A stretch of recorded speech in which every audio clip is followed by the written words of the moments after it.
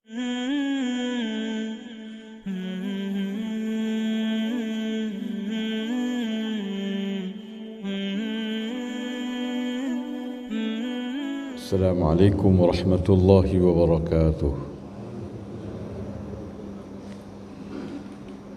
Alhamdulillah, wassalatu wassalamu ala Rasulillah wa ala alihi wa sahbihi wa man wala.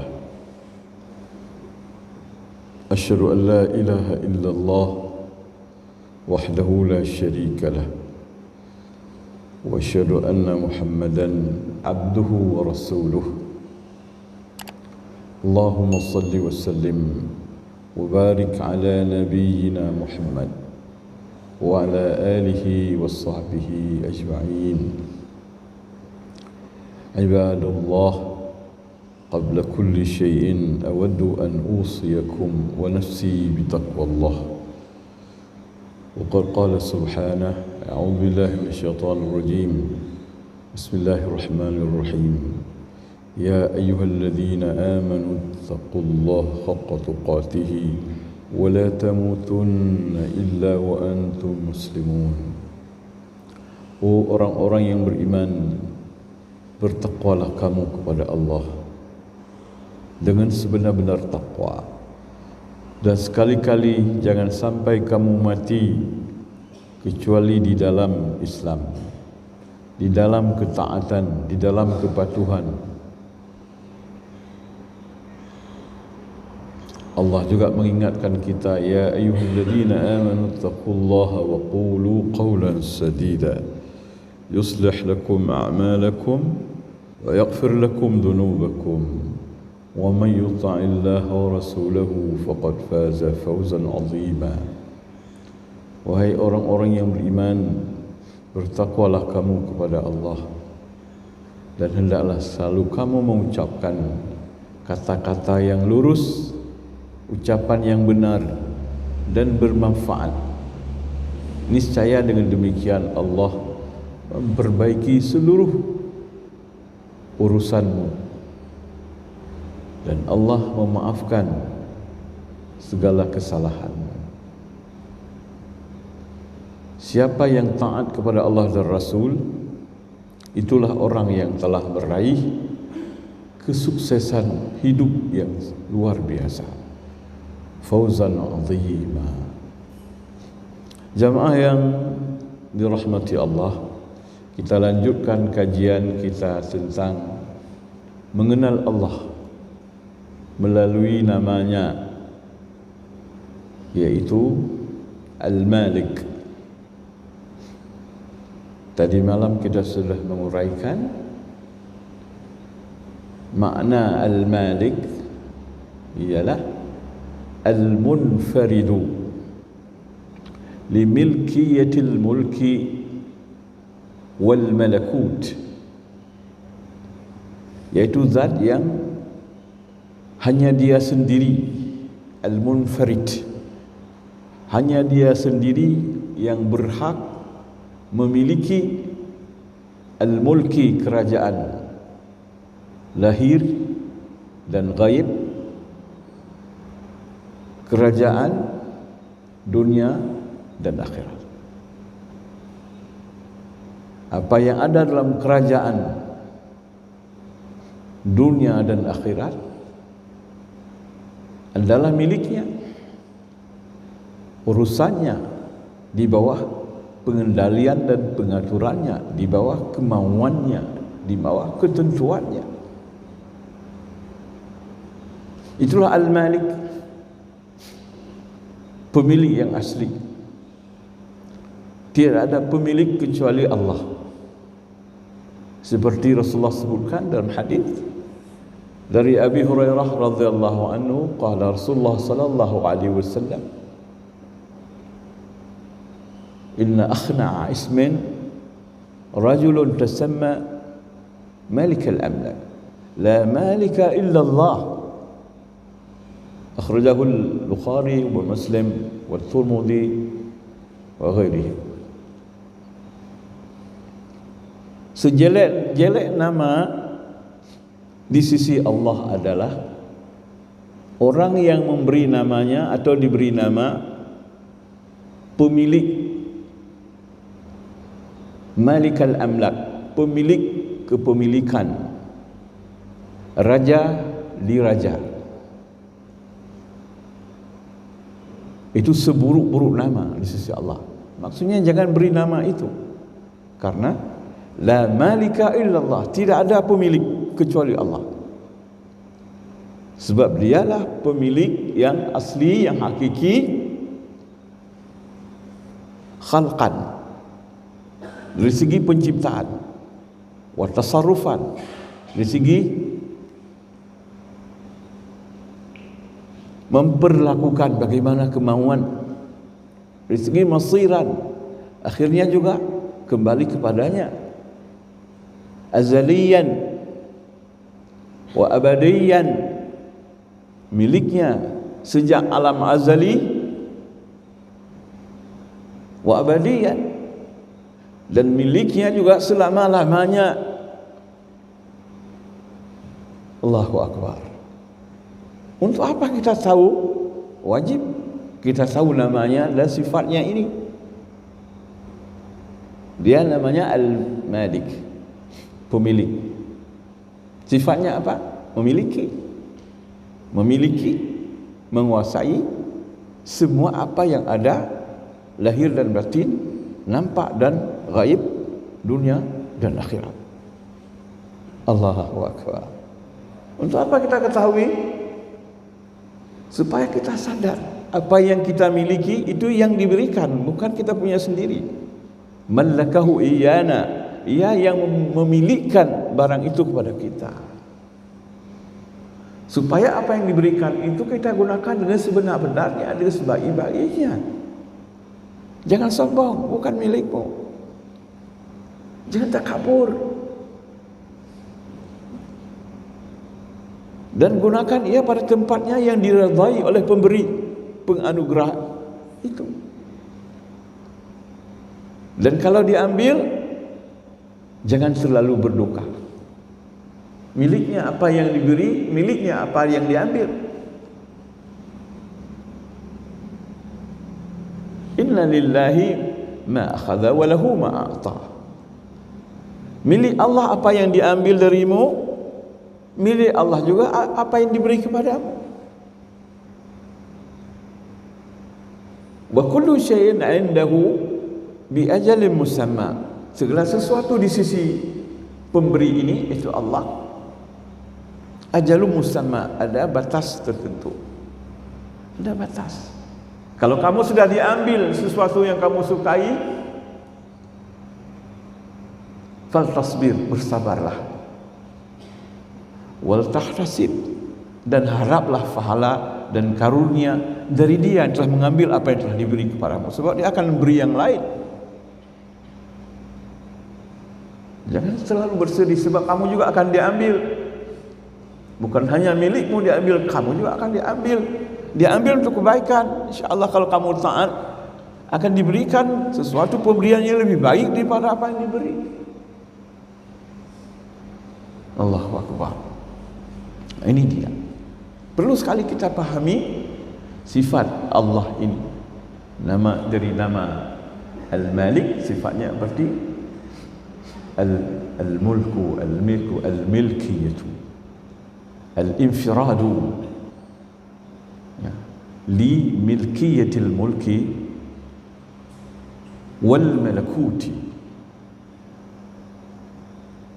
Al-mulku fi alam ash-shahadati wal mulku fi alam al-ghaibi. Al-mulku fi alam ad-dunya wal mulku fi alam al-akhirah. Allah, bayangkan Allah itu. Bayangkan saudaraku yang beriman.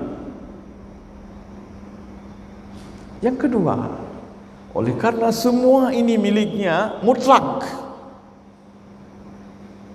mutlak miliknya, maka ketaatan kita yang mengetahui sifatnya mutlak telah memiliki, ketaatan kita kepadanya juga mutlak.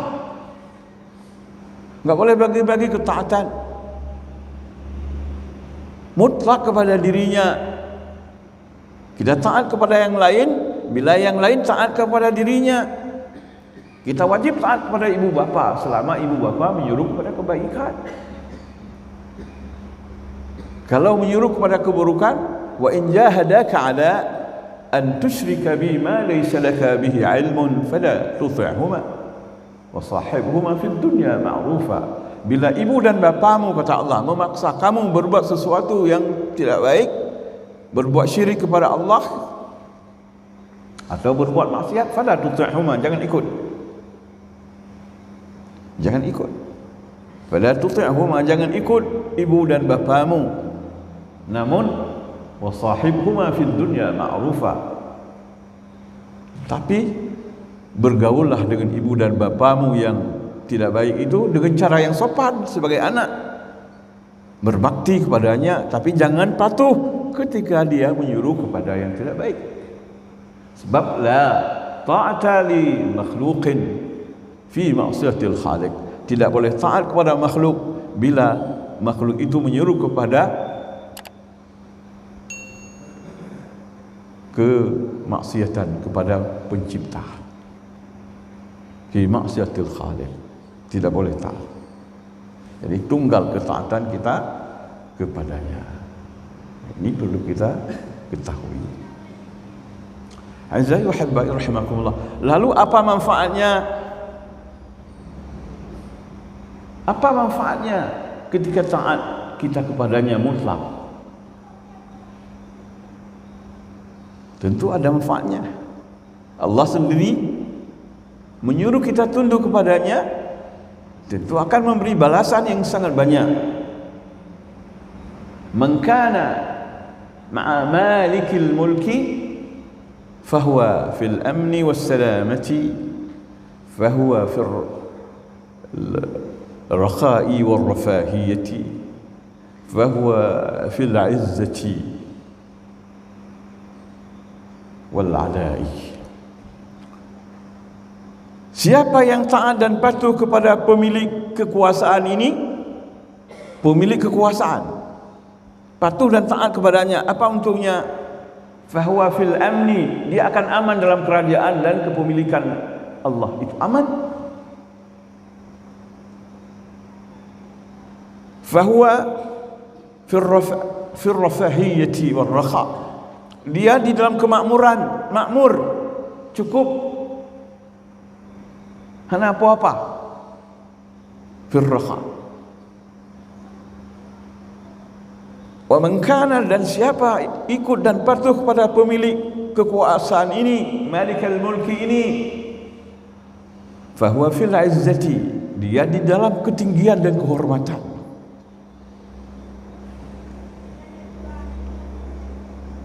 Dalam keagungan dan kebesaran. Aiza yuhibba rahimakumullah. Inilah manfaat kita mempelajari nama Allah Al-Malik, memahaminya dan mengamalkannya. Manfaat pertama, Allah berikan keamanan dalam jiwa kita. Aman jiwa kita lahir batin. Allah nyatakan di dalam surat Al-An'am ayat 81. Fa'il fariqaini ahaqqu bil amni in kuntum ta'lamun.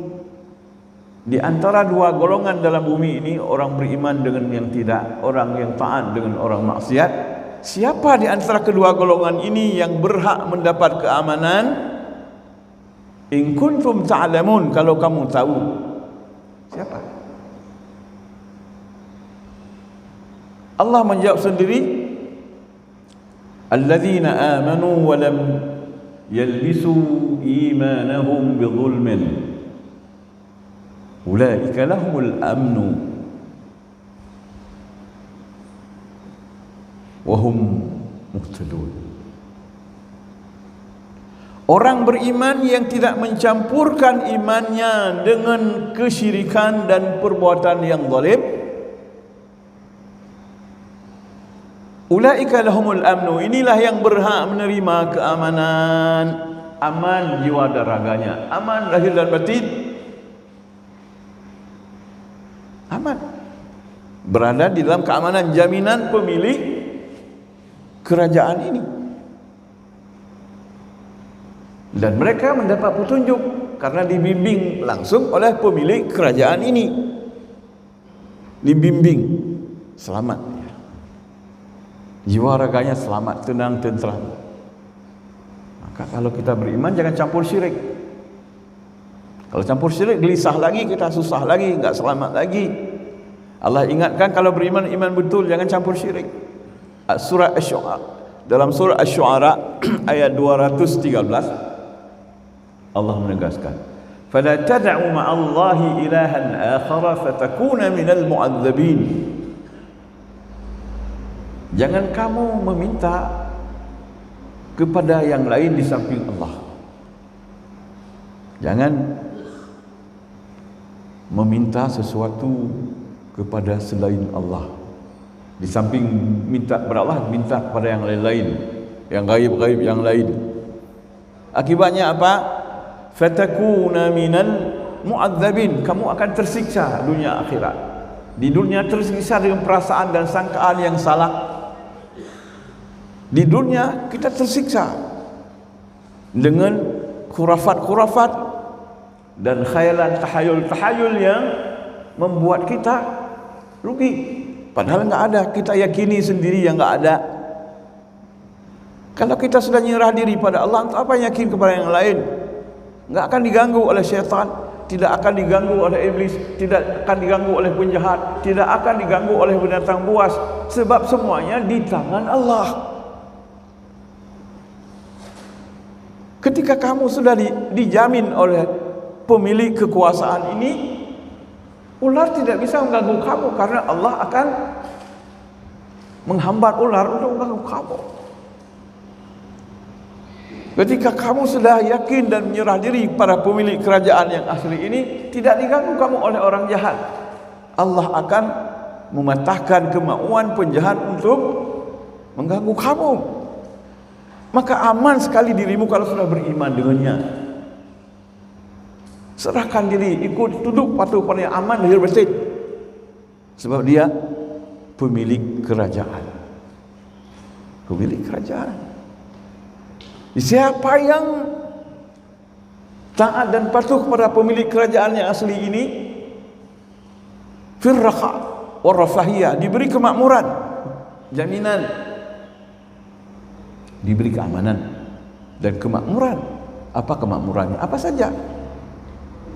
Walau anna ahlal qura amanu wattaqau, seandainya penduduk di dalam negeri, di dalam berbagai negeri, amanu, beriman mereka, wattaqau, bertakwa mereka, seandainya mereka beriman dan bertakwa, la fatahna alaihim, sungguh kami akan membukakan kepada mereka barakatin, bermacam-macam berkat, minas sama'i wal ard, dari langit dan bumi.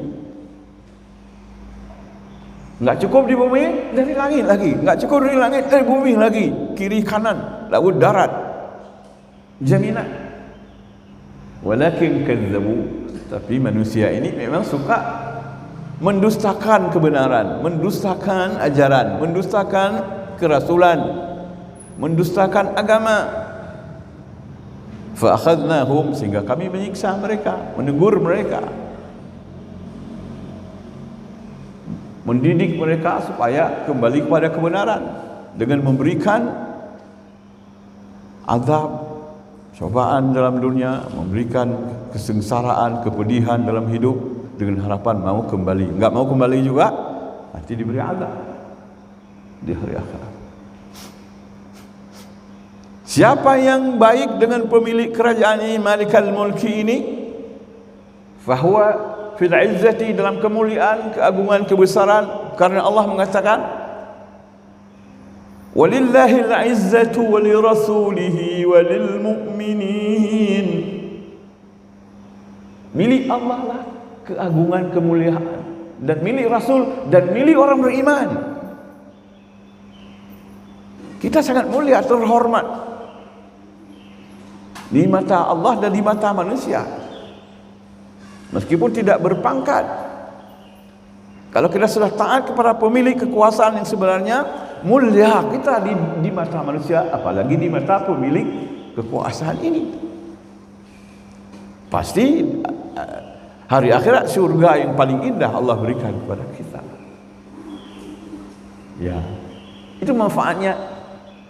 Maaf, saya sekarang membandingkan dengan taat kepada pemimpin atau taat kepada penguasa yang tidak sebenarnya.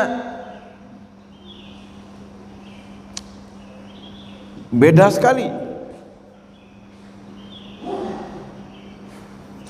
Kepada Malikil Mulk, pemilik kerajaan yang sebenarnya itu Allah, kita aman tentram.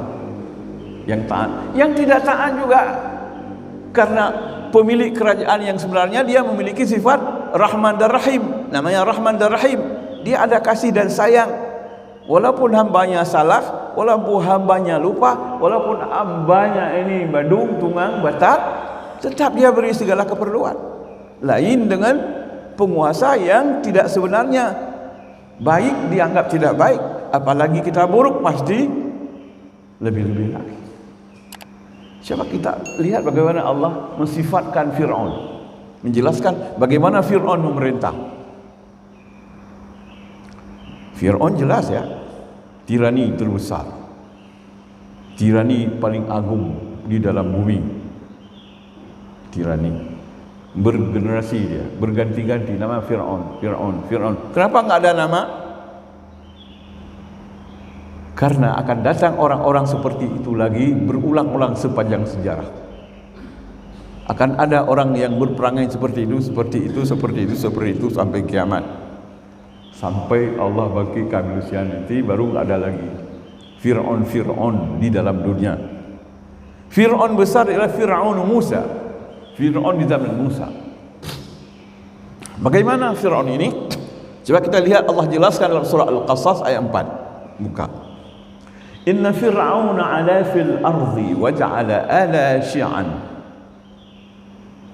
yastad'ifu ta'ifatan minhum yudhabbihu abna'ahum wa yastahyi nisa'ahum innahu kana minal mufsidin.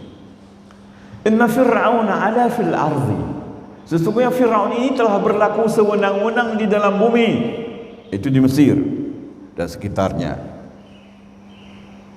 Bagaimana dia? Wa ja'ala ahlaha syi'an. Fir'aun ini menjadikan penduduk Mesir di mana dia berkuasa, menjadikan berpecah belah. Dia pecah belahkan, menerapkan politik divide et impera. Untuk apa dipecah belahkan? Supaya dapat mengekal, mengabadikan kerajaannya. Cara mengabadikan kerajaan bagi Fir'aun dengan cara memecah belahkan rakyatnya. Coba lihat, karena dia bukan raja sebenarnya. Untuk memperpanjang kekuasaan dan kerajaannya, caranya dengan cara mengadu domba dan memecah belah sesama rakyat. Karena dia bukan pemilik kerajaan, dia tahu akan hilang kerajaannya, bukan miliknya. Ini tidak ada pada pemilik kerajaan yang sebenarnya, tidak ada. Lalu apa dia kerjakan lagi? Kata Allah, yastad'ifu ta'ifatan minhum. Dia menindas sekelompok rakyat. Dia tindas. Yang enggak sesuai dengan kemauannya, dia tindas. Bagaimana tindasannya? Yudhabbihu abna'ahum. Ia menyembelih anak-anak laki-laki. Anak laki-laki ditangkap semua, disembelih. Dibunuh yang laki-laki. Wa yastahyi nisa'ahum. Anak-anak perempuan dibiarkan hidup. Innahu kana minal mufsidin. Sesungguhnya Fir'aun itu benar-benar perusak, orang yang merusak. Allahu Akbar. Karena dia bukan pemilik kerajaan yang abadi, dia mau rawat kerajaannya dengan cara memecah belahkan rakyatnya, mengadu domba antara ini dengan ini, ini dengan ini dengan ini. Kenapa begitu? Karena dia bukan pemilik kerajaan yang sebenarnya. Dia menumpang dalam kerajaan dari pemilik kerajaan yang asli. Maka dia buat sewenang-wenang apa maunya. Jadi kalau pemilik kerajaan yang asli tidak akan berbuat seperti ini. Malah Allah melarang kita berpecah belah. Ini dia sengaja membuat pecah belah. Allah melarang. Allah mengatakan kepada Rasul kita, innal ladzina farraqu dinahum wa kanu syi'an lasta minhum fi syai'.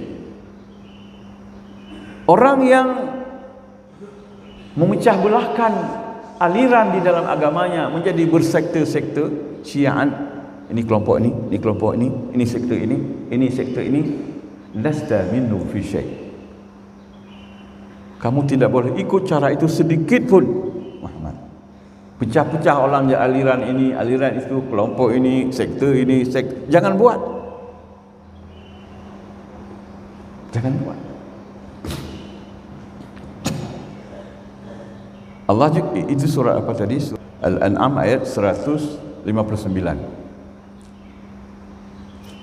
Allah juga mengatakan dalam surat Ar-Rum ayat 30, fa'aqim wajhaka lid-din hanifan fitratallahi allati fatara an-nasa 'alayha la tabdila li khalqillah dzalika ad-dinul qayyim walakin aktsara an-nasi la ya'lamun munibina ilayhi wattaquhu wa aqimus salah wa la takunu minal musyrikin minal ladzina farraqu dinahum wa kanu syi'an kullu hizbin bima ladaihim farihun. Tegakkan wajahmu wahai Muhammad kepada agama Islam ini secara lurus, jangan berbelok-belok. Itulah fitrah Islam. Allah telah menciptakan fitrah manusia di atas fitrah keislaman itu. Esakan Allah dan bersaudara dengan manusia. Fitrah manusia. Kamu, wahai orang yang mengikut kebenaran, kembali bertobat ke jalan Allah. Bertobat kembali kepada kebenaran, munibina ilaihi, kembali ke jalannya. Wattaquhu, patuh takwa kepadanya. Wa aqimus salah, dirikan salat. Wa la takunu minal musyrikin, kamu jangan ikut cara hidup orang musyrikin. Cara mereka apa? Yufarriqu dinahum, mereka memecah belahkan, membuat golongan dalam agama. Syi'an, ada kelompok dan sektor. Kullu hizbin bima ladaihim farihun, semua sektor ini merasa bangga dan fanatik pada golongannya. Sebab ini kamu jadi kacau kalau memelihara ini, kacau balau. Allah melarang kita berpecah. Maka disuruh berpegang kepada Quran dan Sunnah, jangan berpecah, jangan berpecah belah, supaya kita tidak bertengkar di dalam hidup ini. Satu bilang ini, satu bilang begitu. Kalau sudah damai memegang Al-Quran dan Sunnah, aman. Kalau juga masih tidak aman karena ada juga perbedaan, berlapang dada sesama Muslim. Berlapang dada, nggak usah bertengkar.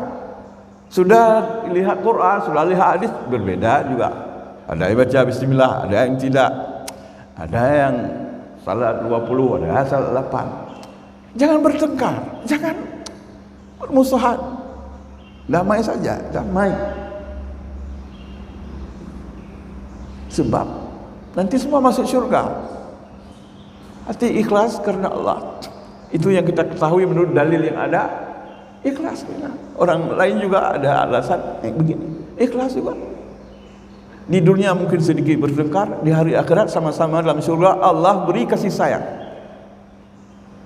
Innal ladzina amanu wa 'amilus shalihat, orang-orang beriman dan beramal saleh, saj'alu lahumur rahman wudda, Allah akan tumbuhkan, Allah yang Maha Pengasih Maha Penyayang akan tumbuhkan dalam dada orang beriman ini kasih sayang. Nanti dikumpulkan dalam surga yang di dunia ini berbeda-beda sirom, tapi atas jalan yang benar, tauhidnya benar, amalannya benar. Beda sedikit kamu keng baju anak mami muka ada merupa singa hura dulu nubuh kasih dan saya lap dada Allah masukkan kasih dan saya. Maka jangan tunggu di sana di sini juga kita berlapang dada baik-baik, jangan bertengkar gara-gara hanya sedikit masalah. Jangan.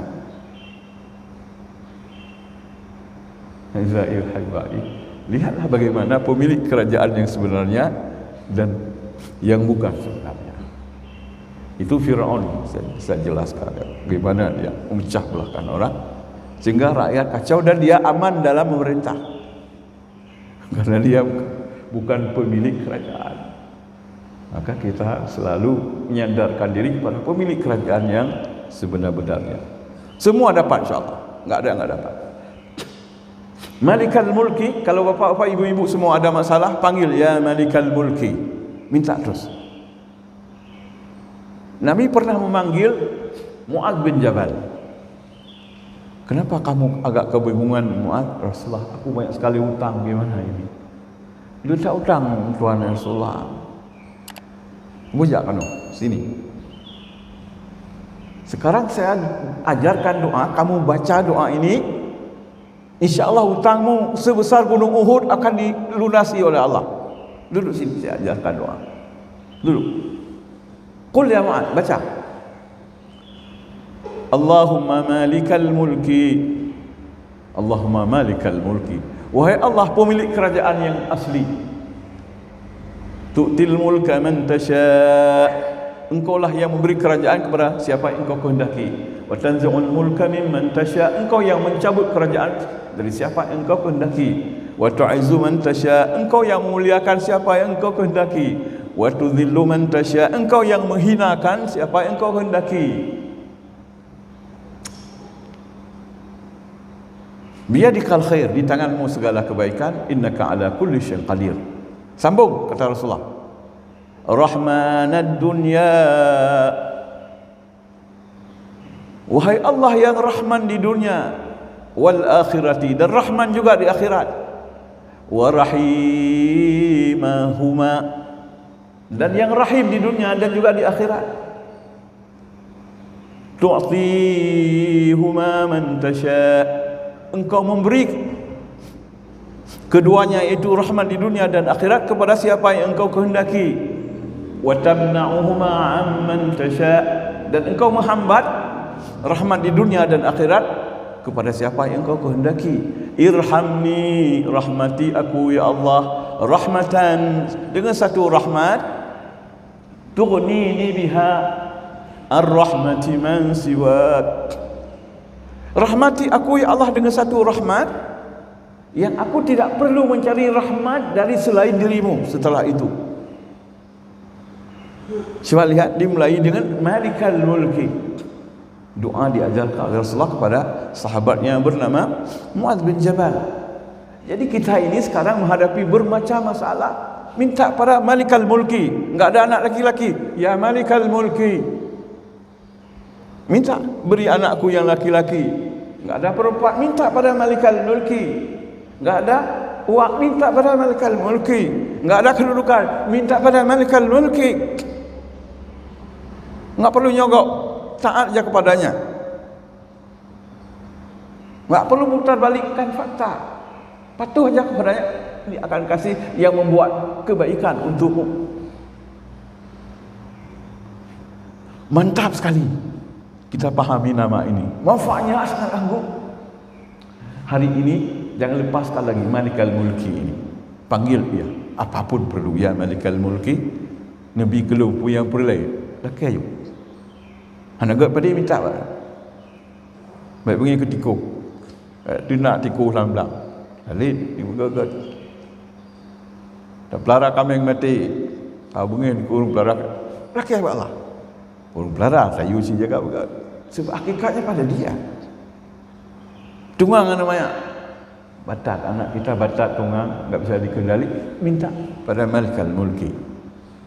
Minta mengemis menangis tengah malam bangun belakang hati susah ya. Tengah malam pun dah hati senang pegahan Lapor pada malaikat mulki seluruhnya. Selesai. Finish. Establish. Well done.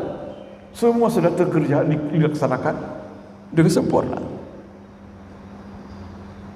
Waktu tidak mengizinkan lagi. Subhanakallah. Subhanakallahumma walhamdika asyhadu an la ilaha illa anta astaghfiruka wa atubu ilaik. Wa akhiru da'wana anil hamdulillahi rabbil alamin. Wassalatu wassalamu ala nabiyyina Muhammadin wa ala alihi wa sahbihi ajma'in. Wassalamu alaikum warahmatullahi wabarakatuh. Allahu Rabbi wal Islamu dini wa Muhammadan Rasul